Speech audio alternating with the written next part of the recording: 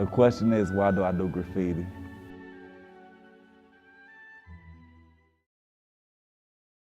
It's a good way to vent a lot of anger, a lot of stress, basically a lot of, built up tension. And it's a way to express myself into a positive way.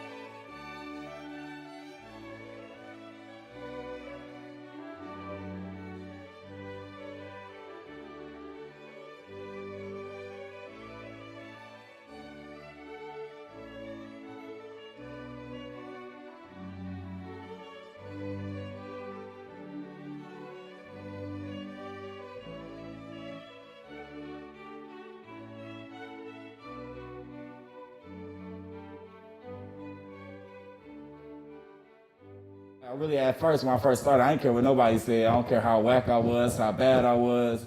To me, I was the best. And I always was vandalizing. That was what people called it back in the day. I was vandalizing. I was just going around spray painting my rap group. That was when I was like maybe 14, 15, 16. But now that I got older, I looked back, I was like, dang, you know what? I could be just like, better than these cats. It's like I could expand my artistic values, my artistic knowledge into what I want to do.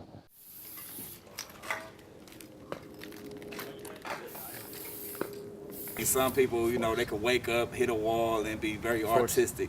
They could probably draw a whole animation or a mural. Vice versa, somebody, like me personally, I had to, sit back and draw, I had to, practice different styles, had to, critique my work. Graffiti, to me, in Detroit, there's so much vacant homes, and if you want to actually sit back and practice and go to a professional level and, actually do what you want to do with your time and talent, you can sit back and take pictures and basically build a portfolio and show to a company or a industry that might be interested to a graffiti look or graffiti style. Marco Echo, the clothing line, he first started off as a graffiti writer. And he used all his ideas for clothing, shoes, any, accessories, backpacks. So, he was basically a motivation for me. Graffiti crews, we like brothers, we like fans, we there for each other. Half of the cats in Detroit I ain't basically painted with or I'm cool with. So if anybody go over me, 95%, they don't know who I am, or you somebody from the suburbs that ain't never came to Detroit. You just touristing around want to be like everybody else. Well, that's not the case. It's like you actually got to come a long way to actually be known in the city, or actually for people to have respect for you. There's so many spots I want to hit. Don't have enough time to do it. Don't have enough paint to ever do it. And I spend a pretty good amount on paint. I could easily spend $50 a week on paint, and it won't be enough. Cause I'm always down to hit spots. Oh, like a month? Easily $500, probably, no lie. People who do graffiti is artistic people. And it takes a lot for people to actually go out and take a risk. It's illegal to even spray paint. In Atlanta, matter of fact, it's illegal to spray paint. They have a graffiti squad, like a police graffiti squad. Detroit, yeah, see you spray painting 95, 80, I ain't gonna say 95, 50% chance might ride past you. If they stop you, they're gonna write you a ticket.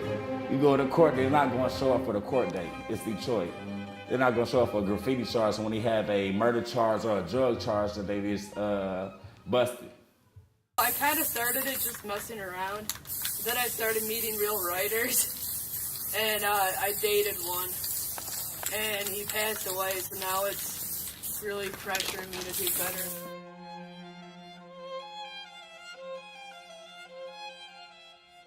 Tom died February 20th, 2012. To my knowledge, I know he died in his sleep. That's to the knowledge I know he died in his sleep. Spray paint, drugs, truthfully, I don't know. He was overweight. He used to spray paint a lot, and he used to snort hella drugs.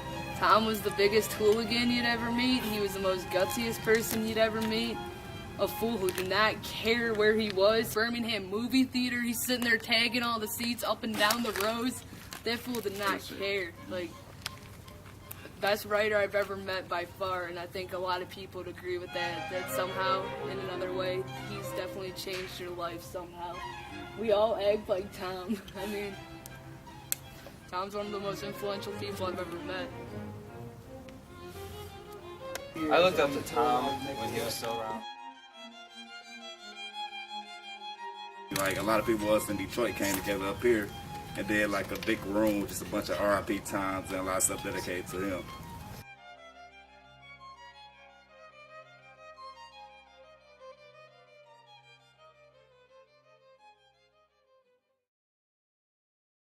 Packer plant to me is like my home away from home. I could go to the Packer plant, go to any floor, see different, maybe discover something I haven't seen, maybe 3 years of me going there.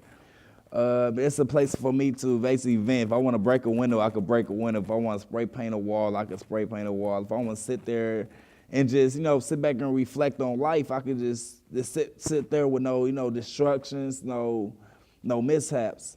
The Packer plant to a lot of graffiti artists is, to me, is a home away from home if you ask anybody. This is home here. This is home. I'm here all the time. This fool's here every day. When do I think I would stop doing graffiti? When my motherfucking nervous system break down. When I can't, hold a can steady no more. I don't know. Right now, it's like I have no limit of stopping. Right now, I have no, okay, I'm gonna stop in 5 years, 10 years. I don't care if I have a professional job in a business suit. When I get off of work, I probably will still go out and spray paint. That's, I'll probably go do a roller. I'll probably hit the fire extinguisher. That's just the way to vent. This is the whole day of bug crap. And, that's just me.